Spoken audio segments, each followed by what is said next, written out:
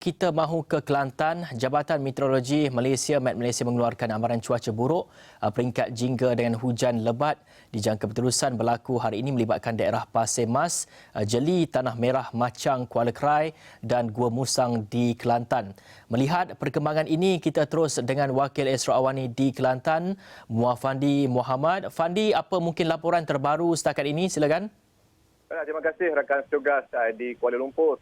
Keadaan situasi banjir gelombang ketiga yang melanda Kelantan pada ketika ini dijangkakan akan bertambah buruk apabila mangsa banjir yang dipindahkan terus meningkat dari semasa ke semasa, yang mana setakat jam ini telah pun melebihi angka 1,324 orang yang melibatkan lebih daripada 315 keluarga yang ditempatkan di 30 pusat pemindahan sementara membabitkan 4 daerah iaitu di Tanah Merah, Kuala Krai, Jeli dan juga Pasir Mas. Daerah Kuala Krai dan juga Jeli terus mencatatkan angka mangsa banjir yang dipindahkan meningkat secara mendadak, yang mana ianya disebabkan oleh limpahan air sungai Kelantan di Kuala Krai dan juga air sungai Kelantan di sekitar Jeli yang menyaksikan berlakunya perpindahan secara tergesa-gesa, yang mana kemungkinan peningkatan air secara mendadak ini disebabkan arus sungai Kelantan yang bermula daripada pedalaman Kelantan telah mulai turun secara lajunya ke kawasan memasuki daerah Kuala Krai, Machang, Tanah Merah dan juga Jeli. Dan untuk makluman juga, pada ketika ini beberapa batang sungai utama di Kelantan, antaranya Sungai Galas, Sungai Kelantan di Lebir, Sungai Kelantan di Tangga Krai, Sungai Kelantan di Tambatan Diraja telah pun melebihi bacaan paras bahaya.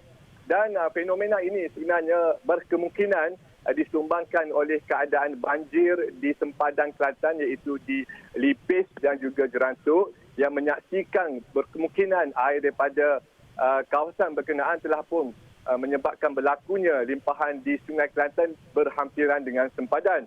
Dan untuk makluman juga, sepanjang malam tadi saya dilaporkan berlakunya keadaan hujan yang lebat secara berterusan di beberapa kawasan di pedalaman Kelantan, termasuklah di Gua Musang, Kuala Krai, Tanah Merah dan juga Jeli. Dan apa yang boleh saya jangkakan dan juga apa yang boleh diramalkan oleh pihak berkuasa, berkemungkinan situasi ini akan bertambah buruk di sebelah petang kerana aliran air pada ketika ini masih lagi meningkat naik, dan juga saya dimaklumkan masih lagi berlaku hujan di kawasan Jeli dan juga Kuala Krai. Dan sudah pasti jika keadaan ini berterusan sehingga ke sebelah petang, dijangkakan mungkin bilangan mangsa banjir yang bakal dipindahkan ke pusat pemindahan sementara boleh mencecah pada angka yang melebihi sekitar 3 ataupun 4,000 orang. Apapun bagi penduduk yang berada di tebing sungai ataupun yang berada di pinggir sungai, mereka dinasihatkan supaya mengikut arahan pihak berkuasa, dan jika mereka diarahkan untuk berpindah, mereka perlu berpindah. Ini kerana situasi ini suka diramal, suka dijangkakan kerana peningkatan air yang begitu mendadak dan juga arus air yang cukup kuat boleh menyumbang kepada peningkatan air sungai secara mendadak yang memungkinkan sekiranya penduduk mengambil tindakan tidak berpindah dan sebagainya akan merumitkan keadaan. Dan saya sudah pasti akan membawakan laporan dari semasa ke semasa perkembangan banjir gelombang ketiga di Kelantan ini.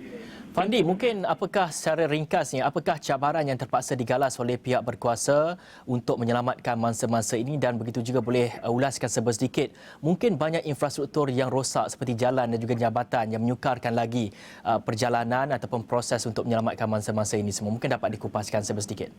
Benar, sebenarnya ada beberapa batang jalan, termasuk jalan di menghubungkan Jeli ke Dabong, jalan di Kuala Krai, di Kampung Sinulang dan sebagainya telah pun tidak boleh dilalui oleh semua kenderaan sejak pagi tadi.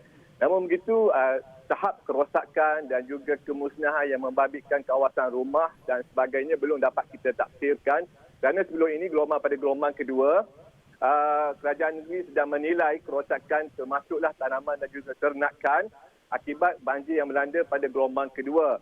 Dan seperti yang dijangkakan, gelombang ketiga ini mungkin agak besar sedikit berbanding dengan gelombang kedua.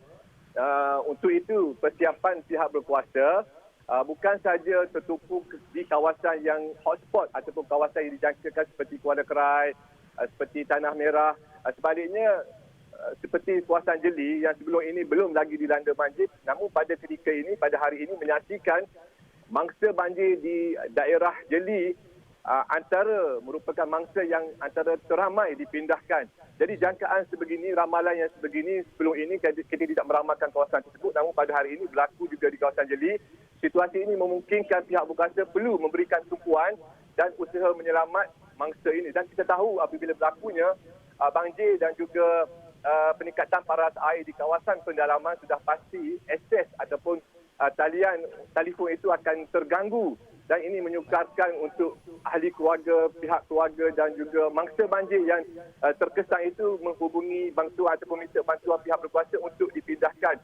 Untuk itu, nasihat awal kepada mangsa banjir yang merasakan mereka terdedah kepada risiko ini, mereka perlu bertindak secara sukarela keluar daripada kawasan tersebut ataupun berada di kawasan yang selamat. Dibimbingi sekiranya berlaku peningkatan air secara mendadak ini, kesyukuran ataupun akses pihak berkuasa untuk sampai ke tahap itu, ke kawasan itu akan menyebabkan operasi memindah mereka terbantu dan mereka terperangkap di kawasan yang digenangi air itu. Baik, terima kasih Muhammad Fandi, Wakil Esra Awani di Kelantan atas perincian itu.